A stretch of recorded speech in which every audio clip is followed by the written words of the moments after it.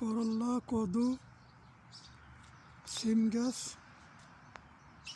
এই যে সিম গাছে ফুলও ধরছে, সিম হয়েছে দু একটা।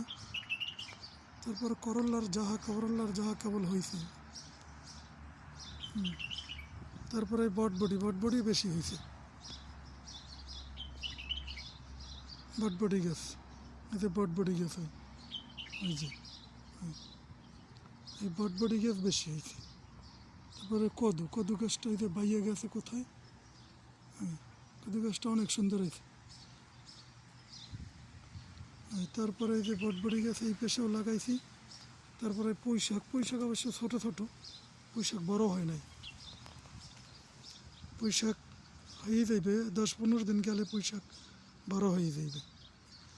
সিম গাছটা সবচাইতে সুন্দর হয়েছে। এই যে সিম গাছটা নিচে বাওয়াই দিছি নিচে। আর এই যে বটবটি গাছ এখনও বায় নাই, কেবল 1 ফিট করে হয়েছে। আর কদু গাছটা অনেক দূরে গেছে, ওই যে কদু গাছটা 5-6 দিন পরেই হয়তো কদুর করা পরে যাইবে।